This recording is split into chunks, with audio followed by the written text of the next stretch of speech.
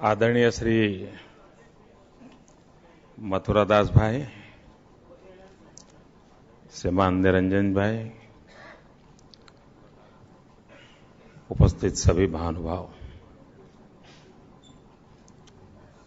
मैं सबसे पहले आप सबसे क्षमा चाहता हूं। मुझे शायद यहां 6 बजे पहुंचना था, लेकिन मुझे पहुंचने में थोड़ा विलंब हुआ, और विलंब इसलिए हुआ कि मैं कर्नाटक के चुनाव प्रचार का अभियान में था। और चुनाव प्रचार अभियान आप जानते हो समय किस तरफ ले जाता है। आने में विलंब हुआ। शायद ही चैम्बर का ये पहला कार्यक्रम ऐसा होगा कि जहां लोगों को नीचे बैठना पड़ा है।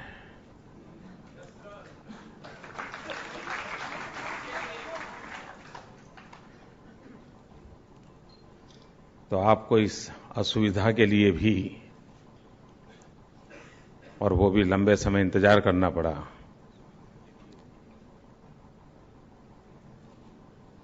बहुत बड़ा एजेंडा निरंजन भाई बता रहे थे, कहां से शुरू करूं, क्योंकि कहने को इतने विषय हैं। एक बात सही है कि हमारे देश में राजनीति अपनी जगह पर चलती रहती है।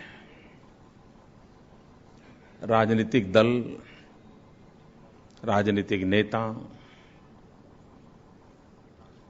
विरोध, ये सारी बातें होती रही है। लेकिन शायद पहली बार इस देश में बड़ी प्रखरता से साथ जनता के भीतर से एक आवाज उठ रही है, एक आक्रोश की अभिव्यक्ति हो रही है। जिन्हें जहां जगह मिलती है, अगर ट्विटर पर मिले तो ट्विटर पर, फेसबुक पर मिले तो फेसबुक पर, जंतर मंतर जाकर के चिल्ला सकता है तो वहां चिल्ला करके, जहां उसको मौका मिल रहा है वो अपना आक्रोश व्यक्त कर रहा है। और ये आक्रोश कुछ लेने के लिए लोग नहीं कर रहे हैं, ये सबसे बड़ी बात है। हमारी मांगों पूरी करो ये कहकर के चलने वाले आंदोलन, उसके लिए चलने वाली लड़त बहुत होती है। लेकिन शायद आजादी के बाद बहुत ही कम ऐसे उदाहरण मिलेंगे जो इन दिनों नजर आते हैं कि लोग देश का बुरा नहीं देख पा रहे हैं और इस परिस्थिति को झेल नहीं पा रहे हैं। सारे आक्रोश के भीतर की कथा लोग देख रहे हैं, नैया डूब रही है, परेशानी महसूस कर रहे हैं।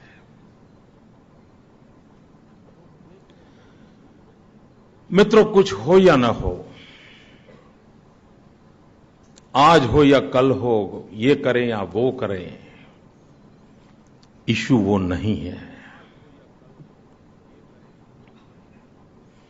लेकिन क्या हम हमारे देश को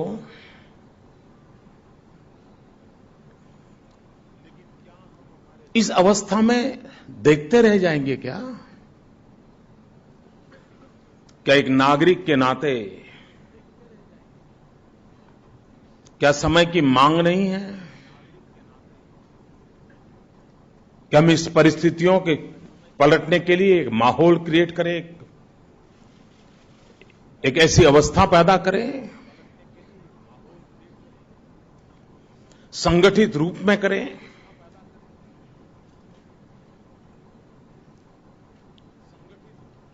भाइयों बहनों, मैं छोटी छोटी चीजें देखता हूं, मैं परेशान हो जाता हूं। और मैं गुजरात एक्सपीरियंस से, मेरा कोई ज्यादा एक्सपीरियंस नहीं है। मैं एक छोटे से राज्य का सेवक हूं। मेरा प्रदेश बहुत गरीब है। 15% आदिवासी जनसंख्या है मेरे राज्य में। मेरे राज्य में 12 मास बहने वाली नदियां नहीं हैं। मुश्किल से तापी और नर्मदा के भरोसे हम गुजारा करते हैं। हमारी स्थिति यह है कि बहुत बड़ा रेगिस्तान है हमारे पास और उधर पाकिस्तान है।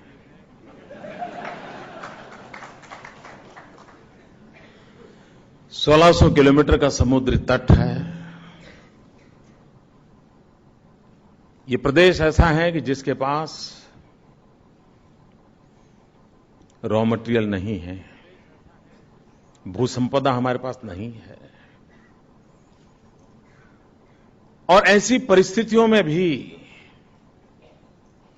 अगर एक राज्य, वहां के लोग निराशा छोड़ करके आत्मविश्वास भरी हुई मन के साथ अगर स्थितियां पलट सकते हैं, अगर 6 करोड़ गुजराती कर सकते हैं तो 125 करोड़ देशवासी भी कर सकते हैं।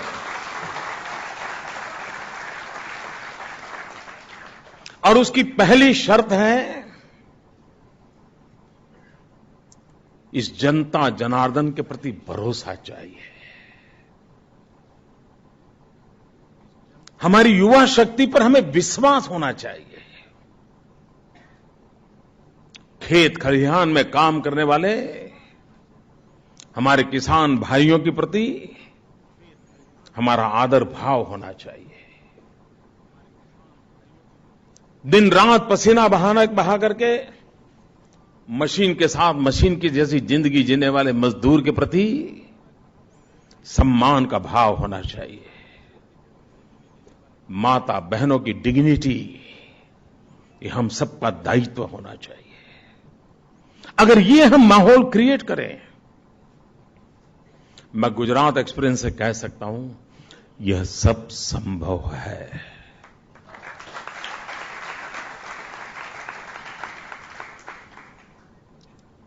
हमारे पास कोई डायमंड की खदान नहीं है,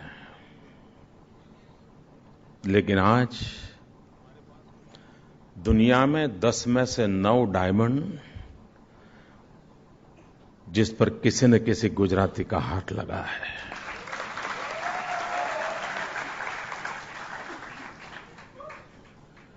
दुनिया का कोई भी धनी व्यक्ति उसके शरीर पर अगर डायमंड होगा तो विश्वास कीजिए वो डायमंड वाया गुजरात आया होगा।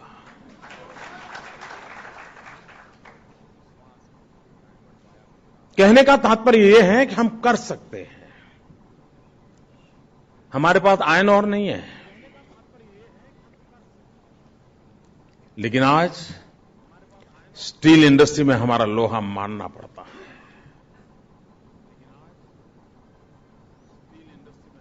हम भी निराश होकर के बैठे सकते थे, अब क्या करें भाई, पानी नहीं है तो ठीक है, जब बारिश आएगी तब कर लेंगे। नहीं, पता है ईश्वर ने व्यवस्था की है, हमारे पास नहीं है पानी, तो रोते बैठेंगे क्या? मित्रों, जिस देश में गंगा यमुना के पट हो, कृष्णा गोदावरी हो, सिंधु का जल हो, सब कुछ हो, उसके बावजूद भी देश का एग्रीकल्चर ग्रोथ 2%, 3%, 2%, 3%। अगर एग्रीकल्चर ग्रोथ नहीं होगा तो रूरल इकोनॉमी को बल नहीं मिलेगा। और इस पूरे अर्थचक्र को गति देनी है, उसको बल देना है, तो हमें गांव के व्यक्ति का परचेजिंग पावर बढ़ाना पड़ेगा। गांव के नागरिक की खरीद शक्ति बढ़नी चाहिए। और गांव के नागरिक की खरीद शक्ति तब तक नहीं बढ़ती है जब तक कि हम एग्रीकल्चर ग्रोथ में हम सारी स्टैग्नेंसी को तोड़ करके बाहर नहीं निकलते हैं। और इसलिए गुजरात ने अपने विकास के मॉडल को जो पसंद किया है उसे 3 हिस्सों में बांटा है। 1/3 agriculture development, 1/3 manufacturing and 1/3 service sector. यहां बैठे हुए सब लोग जानते हैं कि जब 1 मई 1960 गुजरात और महाराष्ट्र अलग हुए, उस समय के अखबार निकाल दीजिए, क्या बयान आते थे? बयान यही आते थे, क्या होगा गुजरात का, ये कैसे आगे बढ़ेंगे, इनके पास है क्या, कोई नेचुरल रिसोर्सेज तो है नहीं, करेंगे कैसे, ये चर्चा उस समय का अखबार देखिए। और एक समय था हम लोगों की छवि क्या थी गुजरात की? We were a trader state. एक जगह से लेते थे, दूसरी जगह पे देते थे, बीच में निकालते थे, यही था हमारा। आज उसका कैरेक्टर पूरा बदल करके एक मैन्युफैक्चरिंग स्टेट बन गया। मित्र, गुजरात की छवि थी अकाल पीड़ित राज्य की, वाटर स्कैरसिटी वाले स्टेट की, एग्रीकल्चर ग्रोथ की कोई कल्पना नहीं कर सकता है।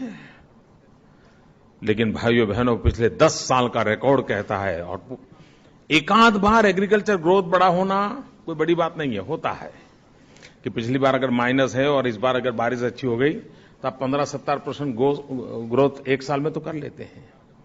लेकिन लगातार 10 साल का एवरेज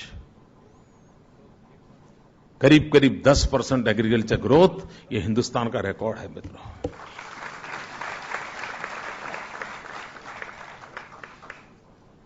पानी नहीं था तो हुआ कैसे?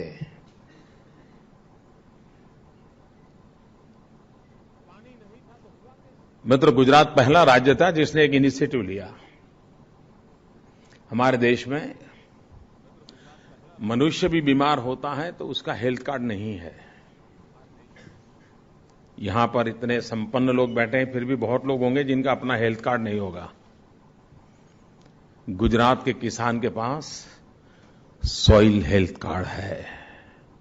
उसकी जमीन की तबीयत कैसी है उसको पता है। उसकी जमीन में क्या कमी है, किस प्रकार की क्रॉप के लिए अनुकूल है, किस प्रकार की डेफिशिएंसी है, कौन सी दवाइयां चाहिए, कौन सा फर्टिलाइजर चाहिए, कौन सा न्यूट्रिशन वैल्यू ऐड करना पड़ेगा, ये सारी चीजों को उसको वैज्ञानिक तरीके से समझाया। मेहनत पड़ती है, लेकिन अगर सही दिशा में काम करे तो परिणाम भी मिलता है। हमारे पास पानी नहीं था, हमने जल संचय का अभियान चलाया। पर ड्रॉप मोर क्रॉप, इस मंत्र को लेकर के हम चले। एक एक बूंद से पैदावार करने का इरादा किया। गुजरात की 40-45 साल की यात्रा, पूरे राज्य में कोई 1200 हेक्टेयर भूमि में ड्रिप इरिगेशन था 40 साल में। पिछले 10 साल के अंदर जो हमने काम किया उसका परिणाम है आज 9 लाख हेक्टेयर भूमि में ड्रिप इरिगेशन है।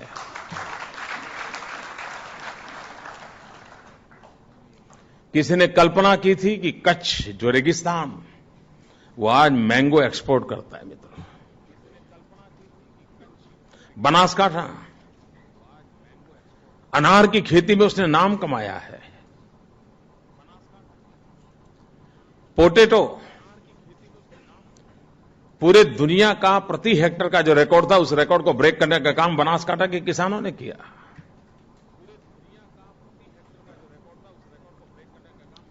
मूलभूत चीजों को अगर हम एड्रेस करें, और इसलिए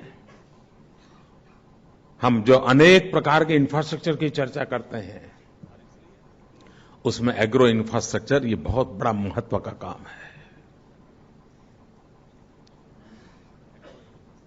उस विषय में हमारी बड़ी उदासीनता रही है देश में। जिस प्रकार से एग्रो इंफ्रास्ट्रक्चर की जरूरत है, इस प्रकार से एग्रो टेक्नोलॉजी की तरफ जाने की भी जरूरत है। हम आने वाले दिनों में उस पर बल दे रहे हैं। आज अगर इजरायल के अंदर 2 साल में एक बार जब एग्रीकल्चर फेयर लगता है, हमारे देश के हजारों किसान करोड़ों रुपया खर्च करके इजरायल जाते हैं देखने के लिए। अब ये कोई रॉकेट साइंस है कि इजरायल में ही हो सकता है? हमने तय किया है 2014 में हम गुजरात में ग्लोबल लेवल का एग्रोटेक फेयर करने वाले हैं। हम हमारे किसानों को एग्रीकल्चर में टेक्नोलॉजी का क्या महात्म्य बढ़ता जा रहा है उसको समझाना चाहते हैं। हम उसको वैल्यू एडिशन की चेन के साथ जोड़ना चाहते हैं और हम डेवलपमेंट को इंटीग्रेटेड अप्रोच से आगे बढ़ना चाहते हैं। और फर्क कैसे होता है? अब हीरानंदानी जी कह रहे थे कि बिजली में कैसे आपने कमाल किया। सवाल साफ है। कुछ लोग आजकल एक फैशन हो गई है, गुजरात के विकास को नकारा तो नहीं जा सकता,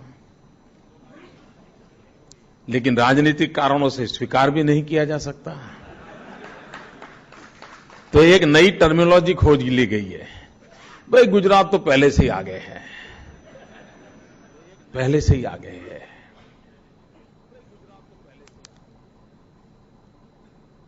मतलब गुजरात में 2001 में जब मैं पहली बार मुख्यमंत्री बना तो लोग मुझे मिलते थे, एक ही बात का आग्रह करते थे। और तब तो मेरा शपथ लेना भी बाकी था। वही मैं गांधीनगर के सेक्रेटरी हाउस के कमरे में रहता था। 2-3 दिन के बाद शपथ होना था, लेकिन ये मीडिया वालों ने प्रचारित कर दिया था, अब तो हो गया खेल पूरा। तो लोग आना शुरू हो गए। जो भी मिलता था मुझे क्या कहता था, मोदी जी कुछ हो या न हो, कुछ करो या न करो, एक काम कम से कम करो। मैंने कहा क्या?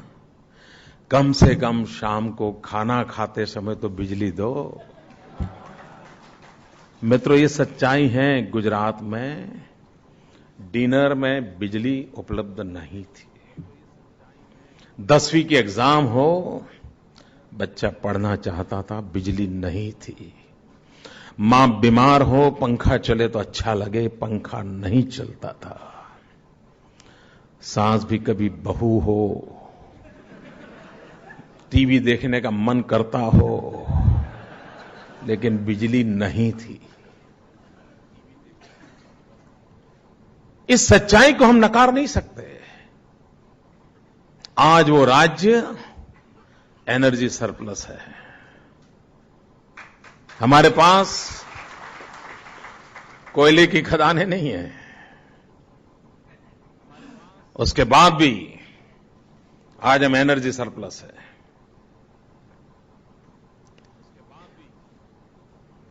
करीब 200% हमारी पिछले 5-7 साल में ही बढ़ोतरी हुई है।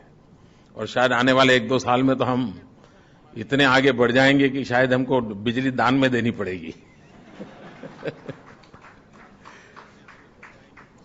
लेकिन इसके साथ देखिए, महाराष्ट्र में बिजली का संकट है, लेकिन महाराष्ट्र कितना नुकसान भुगत रहा है इसको आप जानकर के हैरान हो जाओगे। सरदार सरोवर डैम,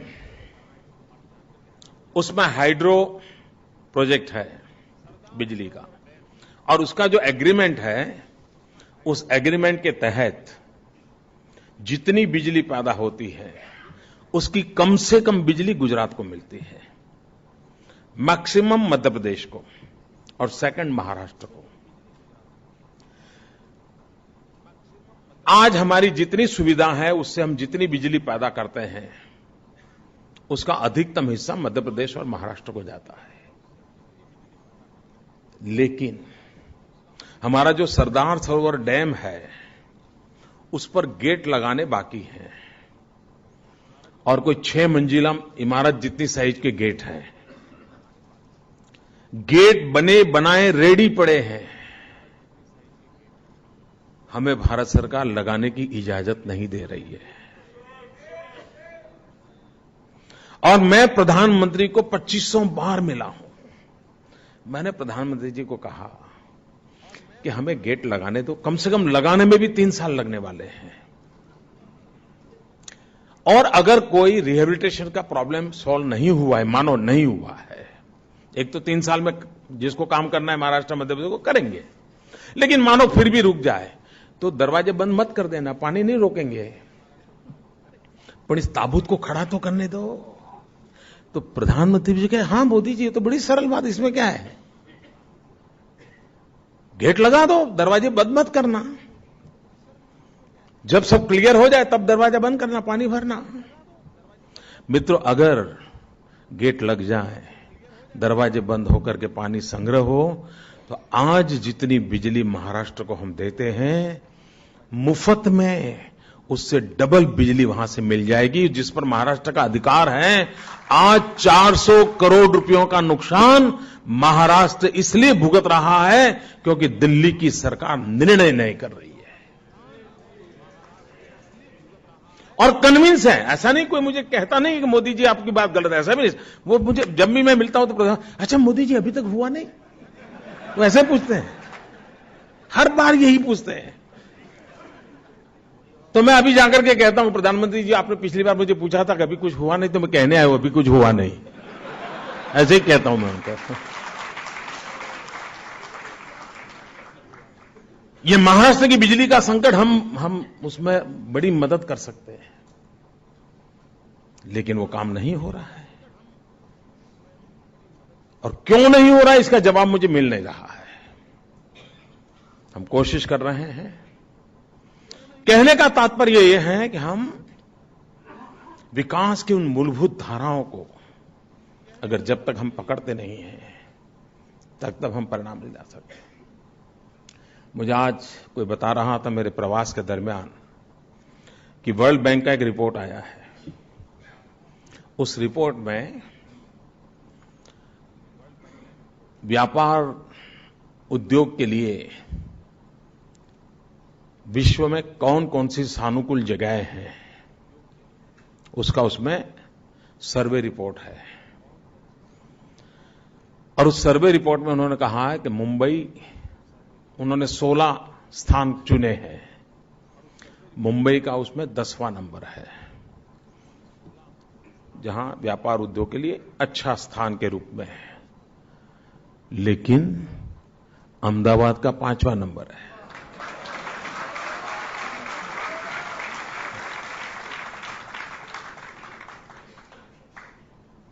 मित्रों, ऐसे वैसे नहीं होता है।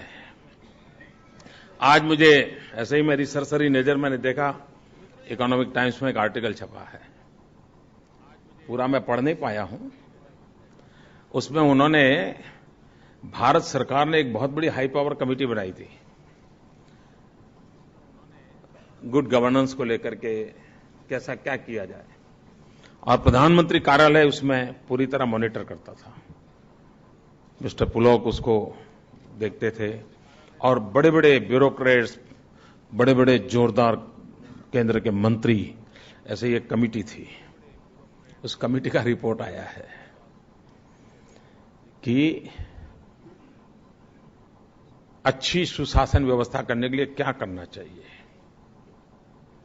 और उन्होंने 5 पॉइंट सजेस्ट किए हैं, आज की इकोनॉमिक टाइम्स में है। उसको देख करके मुझे लगा कि भाई इतनी मेहनत क्यों कर रहे हो, एक आधा घंटा मेरे यहां आकर के चले जाते, आपको सब मिल जाता।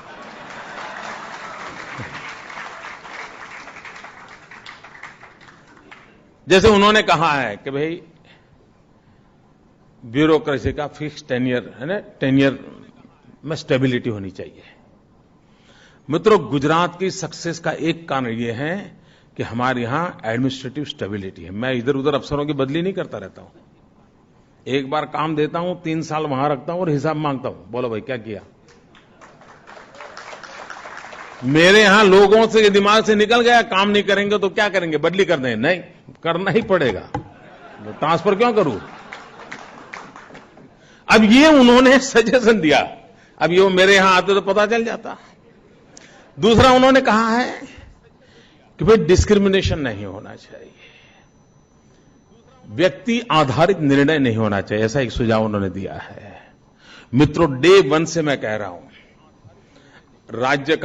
राज्य तब प्रगति कर सकता है अगर राज्य पॉलिसी ड्रिवन है। अगर आप राज्य पॉलिसी ड्रिवन है तो किसी व्यक्ति को निर्णय करने का अधिकार उसके हाथ में रहता नहीं। पॉलिसी कहती है कि ये इसको मिलेगा, इसको नहीं मिलेगा, लेकिन जब ग्रे एरिया होता है तब उसको निर्णय, अच्छा दूं या न दूं, वो निर्णय उसके हाथ में आता है। और जैसा ही निर्णय हाथ में आता है उस प्रकार से तो करप्शन भी आता है, लेथार्जी भी आती है, ब्यूरोक्रेटिक समस्याएं भी पैदा होती हैं। लेकिन अगर लिखा हुआ है, ऑनलाइन अवेलेबल है, अब ये गुजरात ने इसको सिद्ध कर दिया है। हमने तीसरा एक उन्होंने सुझाव दिया है कि इस डिपार्टमेंट में कोऑर्डिनेशन होना चाहिए, एक डिपार्टमेंट दूसरे डिपार्टमेंट के साथ कोऑर्डिनेशन होना चाहिए।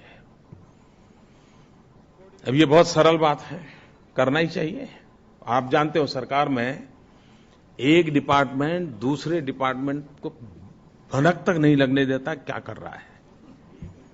उस डिपार्टमेंट में भी एक चेंबर वाला दूसरी चेंबर को पता नहीं चलने देता है। चेंबर में भी अगर 6 टेबल है और 6 अफसर बैठे हैं छोटे मोटे, तो एक टेबल वाला दूसरे टेबल को पता नहीं चलने देता है वो क्या कर रहा है। ऐसा पता नहीं क्या सीक्रेसी का माहौल बना दिया है। मतलब हमने एक काम किया, हमने कहा ओपन डेस इन गवर्नेंस अभियान चलाया, हमने चिंतन शिविरें की और खुल करके चर्चा शुरू की। हमारे यहां सरकार कोई पॉलिसी लाने वाली हो तो ऐसा लगता है पता नहीं क्या कुछ बड़ा तीसमार करने वाले, क्या बड़ा जगन लूटने वाले हैं साहब, तो बड़ा सीक्रेट रखते हैं और फिर बड़ा आकर्षण पैदा करते हैं, कुछ होना है, कुछ होना है, कुछ होना है। फिर मीडिया को बुलाते हैं और धमाके से कोई बहुत बड़ा शेर मार दिया हो ऐसे पॉलिसी डिक्लेयर करते हैं। मुझे समझ नहीं आता इसमें क्या सरप्राइज एलिमेंट है भाई, क्या जरूरत है। हमने एक काम किया, हमने कहा भाई कोई भी ड्राफ्ट पॉलिसी होगी उसको ऑनलाइन रख दो और लोगों को कहो कि 30 दिन के अंदर इस पॉलिसी की जो कमियां हैं, अच्छाइयां हैं, बुराइयां हैं, सब अपना सजेशन दो। इससे क्या हुआ, जितने भी इंटरेस्टेड ग्रुप्स थे सब अपनी अपनी बात रखने लगे। तो हमें क्रॉस सेक्शन पता चल गया भाई ये करने जैसा है, नहीं करने जैसा है। हमें कोशिश ही नहीं करनी पड़ती है। मैं मानो हाउसिंग पॉलिसी लाता हूं, निरंजन भाई को अनुकूल होगा तो वो सुझाव वो अपने अनुकूल देंगे, दूसरा उनके खिलाफ होगा तो दूसरे सुझाव देगा और मैं इसमें से अच्छा निकाल दूंगा।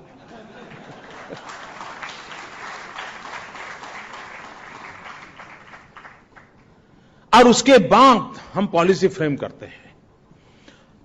सरकार में हमारी सोच में भी अगर मर्यादाएं हैं तो एक खुलेपन के कारण एक नई एयर मिलती है, नए विचार मिलते हैं और उसके कारण बाय एंड लार्ज करीब करीब zero grey area. One can not say that एकदम मनुष्य इतना तो महान नहीं है कि भविष्य का सोच करके कुछ गलती होगी ही नहीं, लेकिन करीब करीब जीरो ग्रे एरिया की दिशा में हम आगे बढ़ते हैं और उसका हमें लाभ मिलता है।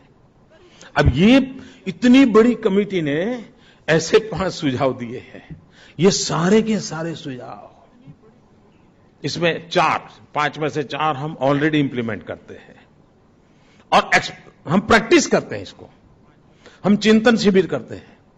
लोग मुझे पूछते हैं कि साहब यही ब्यूरोक्रेसी काम कैसे करती है? काम इसलिए करती है कि हमने उसके अंदर ऑनरशिप का भाव पैदा किया है। उसको लगता है कि सरकार मैं चला रहा हूं, उसको लगता है निर्णय मेरा है, उसको लगता है कि हां ये राज्य का भला होगा तो मेरा भी भला होगा।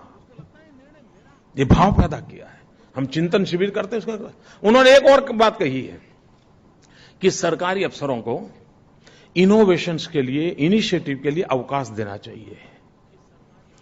मित्रों, मेरे राज्य में एक स्कीम चलती है, स्कीम का नाम है स्वांतः सुखाय। ये स्वांतः सुखा स्कीम ऐसी है, कोई भी मेरा सरकारी अधिकारी, उसको जिसमें आनंद आता है, उसको उत्साह रहता हूं, खुद की पसंद का कोई भी काम, अपने डिपार्टमेंट का हो या ना हो, ऐसा एक काम साल में एक सिलेक्ट कर सकता है और उसके लिए जितना समय उसको देना है दे सकता है, अपने सरकारी काम के अतिरिक्त। मित्रों, मेरे यहां सैकड़ों सरकारी अधिकारी हैं जो इस प्रकार के अपनी पसंदगी का एक काम लेते हैं और उसको पूरा करते हैं। जैसे मैं बताऊं, हमारा एक फॉरेस्ट ऑफिसर था, तो हमारा जो अंबाजी टेम्पल है वहां पानी का दिक्कत था। उसने तय किया, अब वो फॉरेस्ट ऑफिसर था, फॉरेस्ट तो आप जानते हो, फॉरेस्ट को नुकसान करने का अधिकार हम में से किसी को नहीं है, सिर्फ फॉरेस्ट वालों को ही है। अब वहां हम चेक डैम बनाना चाहते थे कि पहाड़ों में से पानी आता है तो रोकना चाहते थे। इसने एक बीड़ा उठाया, एक हमारा अफसर था, उसने बीड़ा उठाया और खुद ने लोगों को जोड़ करके बहुत बड़े संख्या में चेक डैम तैयार किए। उसका परिणाम यह हुआ कि अंबाजी टेम्पल टाउन में पीने के पानी की कष्ट में से मुक्ति हो गई और उसको आनंद आया। अब आज उसकी ट्रांसफर हो गई है, लेकिन अपने रिश्तेदार भी आते हैं तो पहले वहां ले जाता है, चेक डैम दिखाता है, माता जी के दर्शन बाद में करवाता है। उसको इतना आनंद आता है, मैंने काम किया। और ऐसे सैकड़ों अधिकारियों को हमने इनोवेशंस इनिशिएटिव लेने के लिए हमने प्रोत्साहित किया है। मित्रों, ये सारी बातें गुजरात में हो रही हैं और मैं आज हैरान हूं कि इकोनॉमिक टाइम्स में बहुत बढ़िया ढंग से उसको प्रस्तुत किया गया है, भारत सरकार के रिपोर्ट के नाते। उसमें गुजरात नाम होता तो छपता नहीं, मैं बताता हूं, कुछ और ही छप जाता कुछ और ही छप जाता। तो कहने का तात्पर्य यह है कि हम इन चीजों को कर सकते हैं। एग्रीकल्चर में, जैसे मैंने कहा, हमने इकोनॉमी को भी 3 हिस्सों में बांट करके हम काम कर रहे हैं। एग्रीकल्चर को भी हम 3 मूलभूत आधार के ऊपर डेवलप कर रहे हैं। एक, रेगुलर फार्मिंग, दूसरा पशुपालन, दूध उत्पादन, और तीसरा वृक्षों की खेती। ट्री प्लांटेशन का एक बहुत बड़ा कृषि के अंदर अवकाश पैदा हुआ है। हमारे यहां खेतों के किनारे पर जो बाड़ लगाते हैं, लेकिन उसके आगे जाकर पेड़ लगाते हैं तो जमीन बर्बाद हुए बिना भी बहुत बड़ी सफलता मिल सकती है। खेड़ा डिस्ट्रिक्ट, आणंद डिस्ट्रिक्ट में हम बहुत सफलतापूर्वक इस काम को किया है। अब धीरे धीरे पूरे राज्य में इसको हम आगे बढ़ा रहे हैं। और इसके कारण आज मानिए किसी के घर में बेटी पैदा हुई, बेटी पैदा होते ही उसने अगर 5 वृक्ष बो दिए, मित्रों, मैं विश्वास से कहता हूं, जिस दिन बेटी की शादी करनी होगी तो उन 5 वृक्षों को बेच करके वो आराम से शानदार रूप से बेटी की शादी कर सकता है।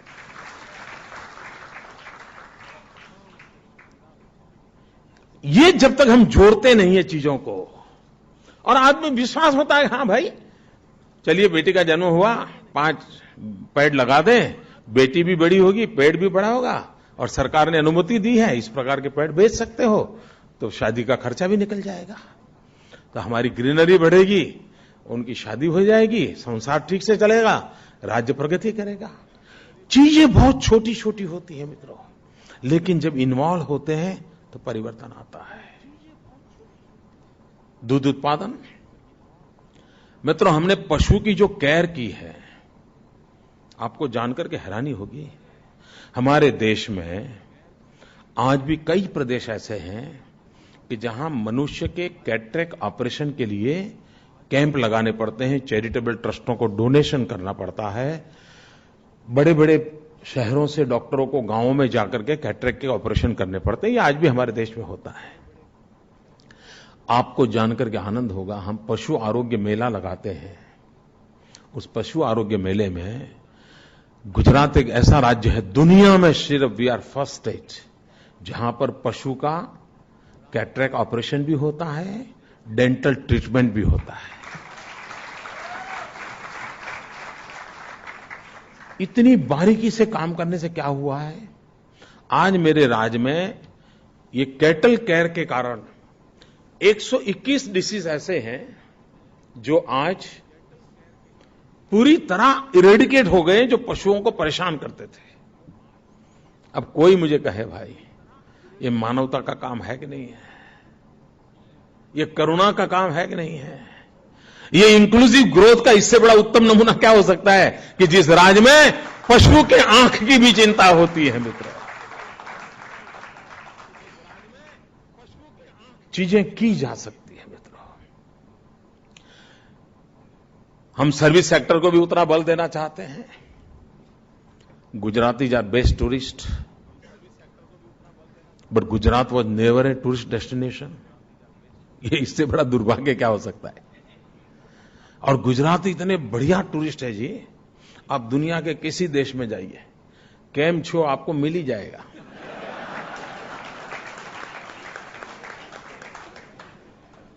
और आप देखना साहब, 5 स्टार होटल में घर से लाया हुआ डब्बा खोल करके थेपला निकालेगा।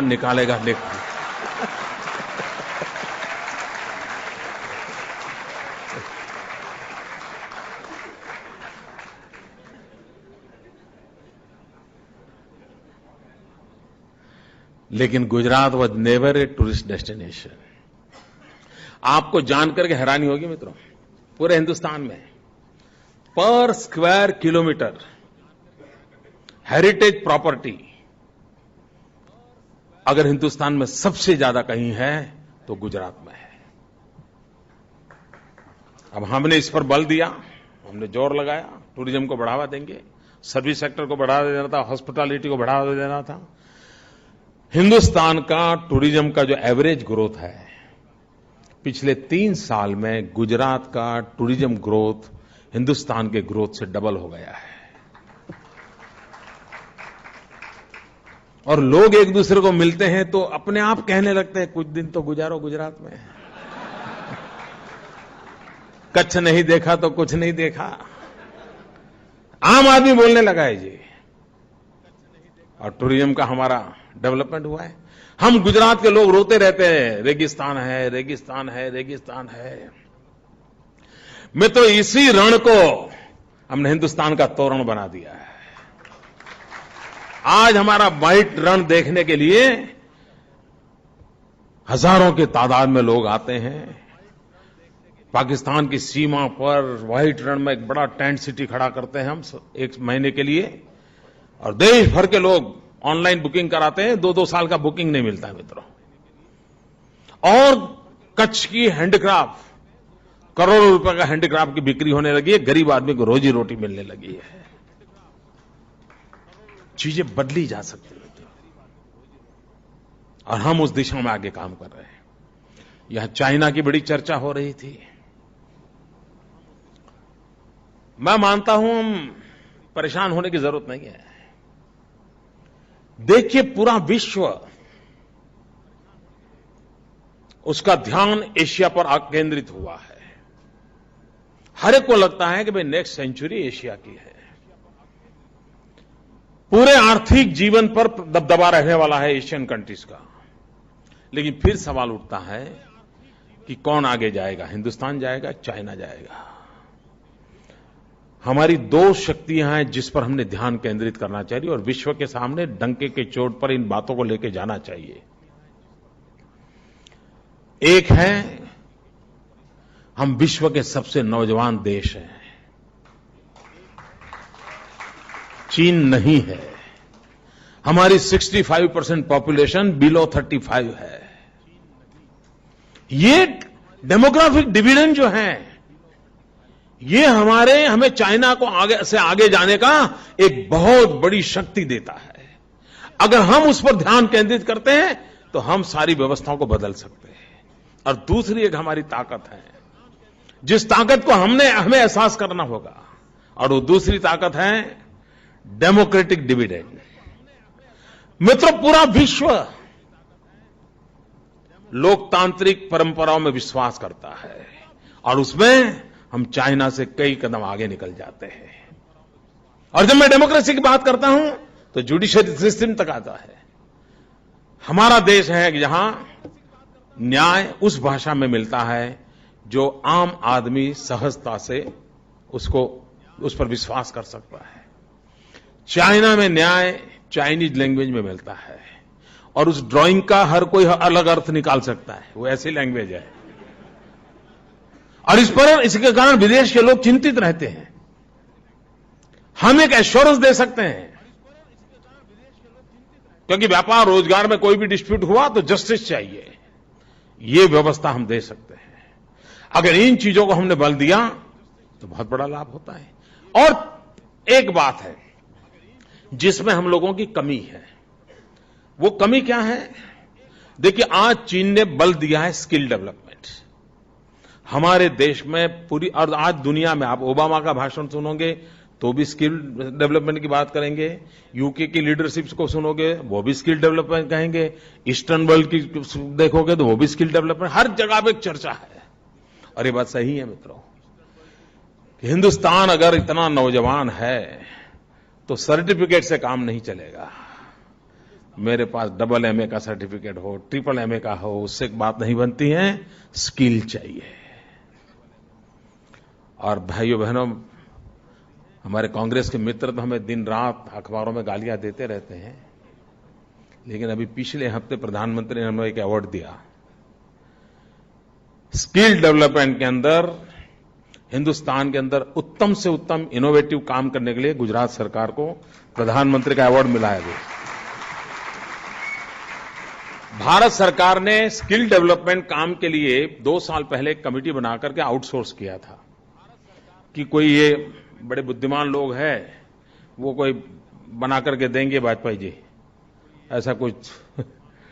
तो 2 साल हुए जी, दिया नहीं किसी ने। आखिरकार गुजरात का जो कौशल्यवर्धन केंद्र का मॉडल था उसको भारत सरकार ने अडॉप्ट कर लिया। हम कहते हैं भाई, बाकी जगह पे खर्चा करने के बाद एक बार पूछ लिया करो।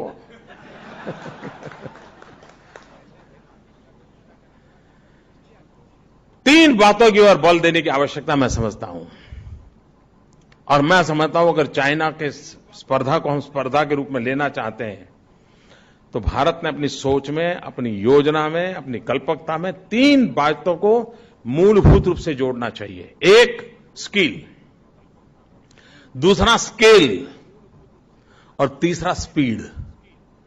हम छोटा छोटा करेंगे तो नहीं होगा जी, बहुत बड़ी मात्रा में सोचना चाहिए, बहुत विशाल फलक, बड़े कैनवास पे सोचना चाहिए। ये हम क्या करते हैं, 0.1% आगे जाएंगे, 0.2%, उसी में कभी तो आएंगे 0.001% जाएंगे। यही इससे नहीं होता है जी। बहुत बड़ा सोचना चाहिए और देखना, बहुत बड़ा सोचते हैं। मैंने एक दिन प्रधानमंत्री से मेरी बात हो रही थी, मैंने कहा देखिए साहब, आखिरकार पूरे चीन की चर्चा कहीं नहीं हो रही है। वो भी दिखाते हैं दुनिया को तो शंघाई दिखाते हैं, पूरा चाइना थोड़ा दिखाते हैं।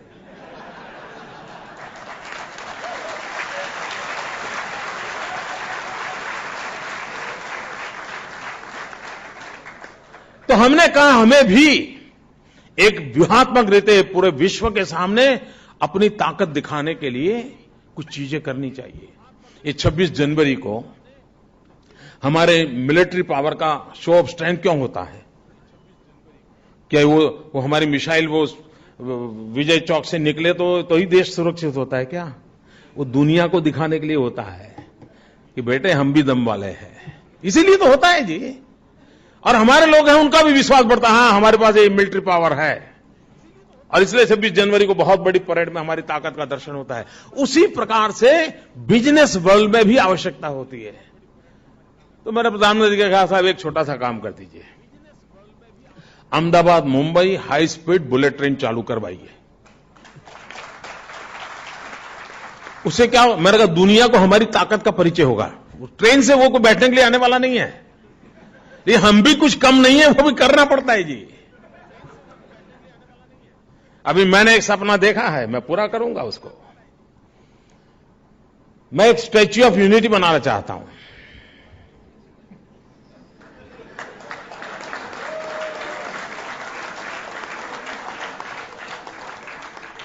भारत को एक करने का भगीरथ काम किया था सरदार पटेल ने। उस सरदार पटेल का मुझे विशाल प्रतिमा खड़ी करनी है और उसको मैंने नाम दिया है स्टैच्यू ऑफ यूनिटी।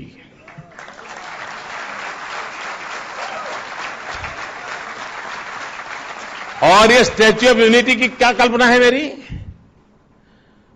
ये जो स्टैच्यू ऑफ लिबर्टी है उससे इसकी साइज डबल होगी।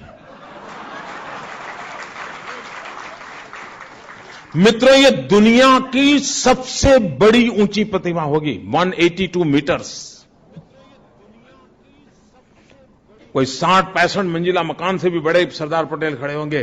और मित्रों, मैं देखना चाहता हूं दुनिया उसके आके चरणों में आकर के बैठे।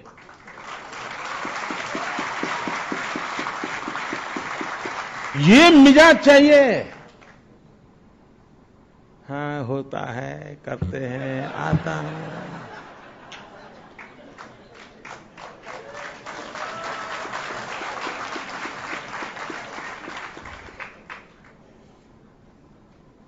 आपके पास समाज के लिए कुछ करने का इरादे भी चाहिए और कठोर परिश्रम करना पड़ता है। साहस चाहिए, निर्णय करने का साहस चाहिए, तो आप स्थितियां बदल सकते हैं जी। हमारे देश में गंगा और यमुना की सफाई के लिए पता नहीं क्या कुछ खर्च नहीं हुआ है और कितने प्रधानमंत्री आकर के गए उससे। हमने एक छोटा सा काम किया, छोटा ही पैच था, साबरमती हमारा रिवर फ्रंट बनाया।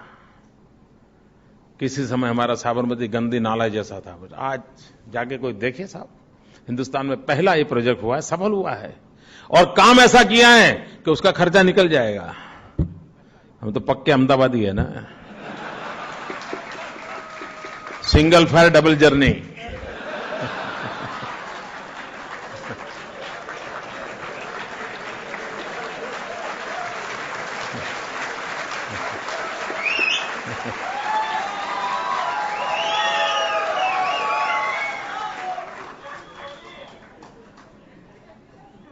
मित्रों, कहने का तात्पर्य यह है कि अगर हम सचमुच में इन 3 बातों की ओर आग्रह से सोचना चाहिए।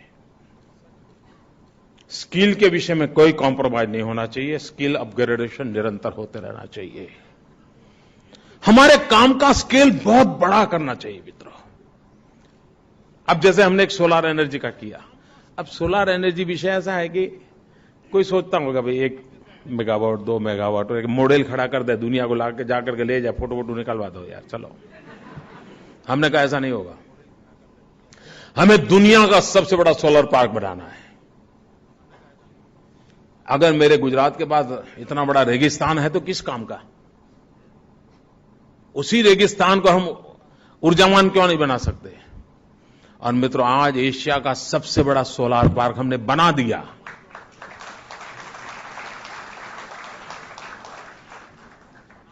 और आने वाले दिनों में जिस गति से हम काम कर रहे हैं, ये दुनिया का सबसे बड़ा सोलर पार्क बनेगा। अब सूरज को सिर्फ मेरे यहां ही होता है क्या? कुछ नेता आजकल ऐसा भाषण करते हैं, हम क्या करें, मोदी जी के पास ये भी है, मोदी जी के पास वो भी है, हमारे पास तो नहीं। अरे रोते बैठते हो यार, चलो सूरज तो है कि नहीं है? तुम्हारे पास सूरज है कि नहीं है? तो करके दिखाओ ना। किसी ने पर्दा तो लगाया नहीं तुम्हारे स्टेट में।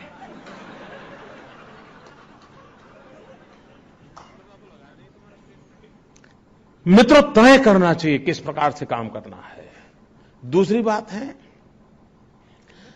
पुराने जमाने में एक आदत लग गई, सब कुछ सरकार करेगी। सब सरकार ने कब्जा करने में ही लगे हुए थे, बैंकों का राष्ट्रीयकरण करो, ट्रांसपोर्टेशन का, पता नहीं क्या कुछ कर दिया।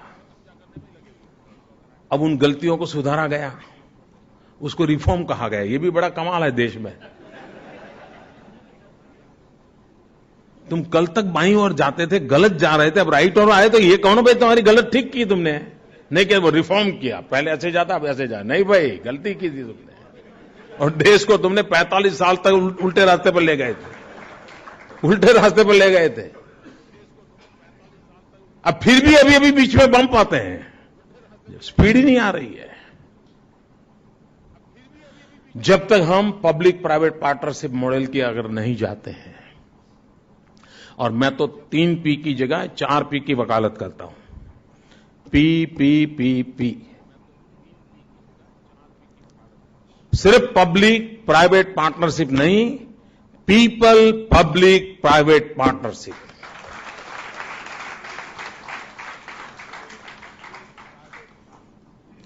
इन P4 फॉर्मूला को लेकर के हमको काम करना होगा और तब जाकर के 100 करोड़ का देश है मित्रों, क्या सामर्थ्य पड़ा हुआ है देश में। एक बार उनको जोड़ दो, दुनिया बदल जाएगी दोस्तों।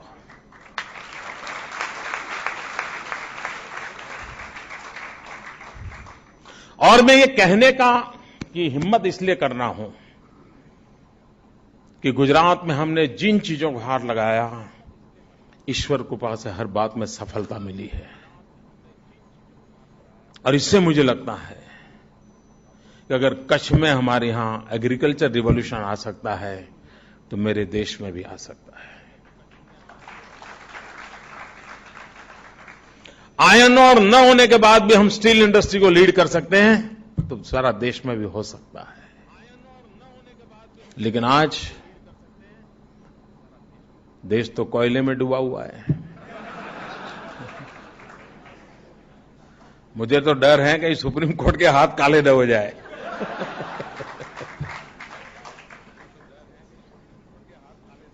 सुप्रीम कोर्ट को इतना इंटरवीन करना पड़े, हर चीज में सुप्रीम कोर्ट को डंडा चलाना पड़े और किसी को किसी पे विश्वास नहीं है। मित्रों देखिए आप,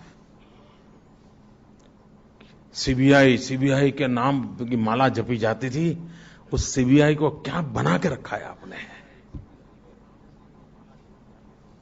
क्या हालत करके रखी है मित्रों। सारी हमारी कॉन्स्टिट्यूशनल जो इंस्टीट्यूशंस हैं उसको डिग्रेड किया जा रहा है। अगर हम हमारी वैधानिक संस्थाओं को, संवैधानिक संस्थाओं को अगर सामर्थ्य नहीं देंगे तो मित्रों व्यवस्थाएं खत्म हो जाएगी। और लोकतंत्र में व्यवस्थाओं से चलता है, व्यक्ति आधारित लोकतंत्र नहीं होता है। व्यक्ति तो आएंगे जाएंगे, लोकतंत्र की व्यवस्था ये है। लोकतंत्र व्यवस्था केंद्रीय होना चाहिए, व्यक्ति केंद्रीय नहीं होना चाहिए। और जब तक आप आइडियाज को इंस्टीट्यूशनलाइज नहीं करते तब तक आपको परिणाम नहीं मिलता है। गुजरात की सफलता का एक सबसे बड़ा रहस्य यह है कि गुजरात ने हर आइडिया को इंस्टीट्यूशनलाइज किया है। मोदी रहे या न रहे, काम चलता रहेगा।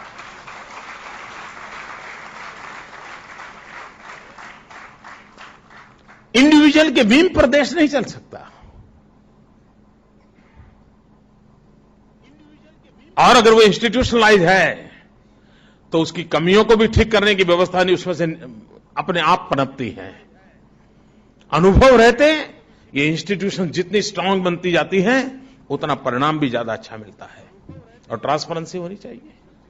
अगर ट्रांसपेरेंसी है तो परिणाम भी मिलता है। मित्रों कहने को बहुत सारे विषय हैं, मैं कोई ज्यादा तय करके तो बोलता नहीं हूं।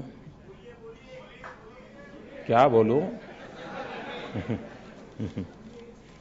बोलते हैं कि बोलते नहीं। आइए आइए, स्वागत है, गुजरात आपका है, आइए।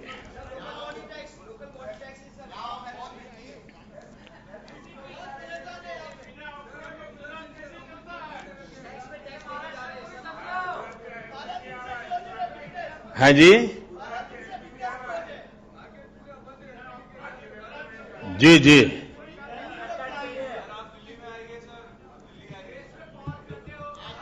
नहीं आज तो मुझे अहमदाबाद जाना है।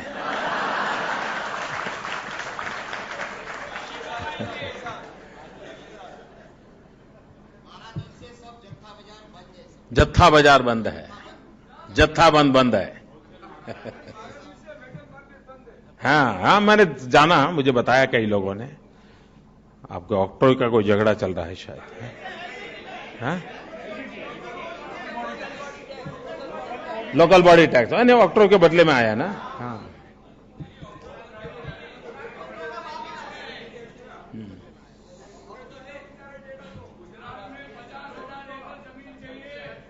सिर्फ वाह वाह, पूरा मुंबई बना देंगे।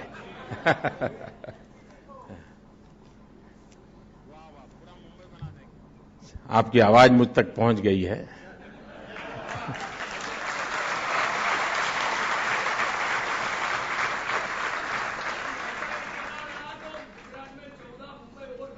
वाह वाह वाह।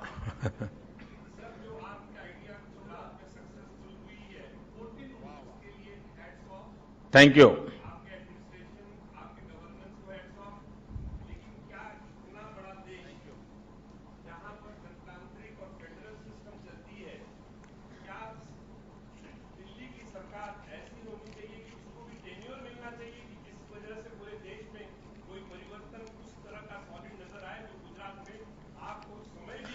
टेन्योर जनता देती है, टेन्योर जनता देती है। आप अच्छा काम करो, जनता टेन्योर देगी। जनता को सब समझ होता है जी, उसके अंदर कोई संविधान में लिखा नहीं होता है। टेन्योर जनता देती है जी। 2014 में आप करें, हम सब साथ देंगे। क्या?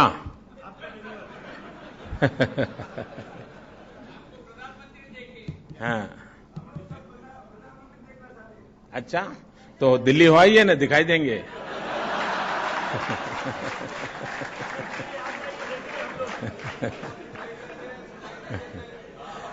सुनाई दे या न दे, लेकिन दिखाई तो देंगे।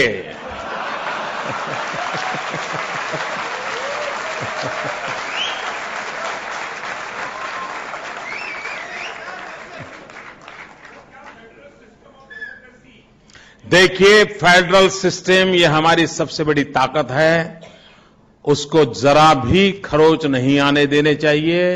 भारत की एकता की बातें हुई हैं।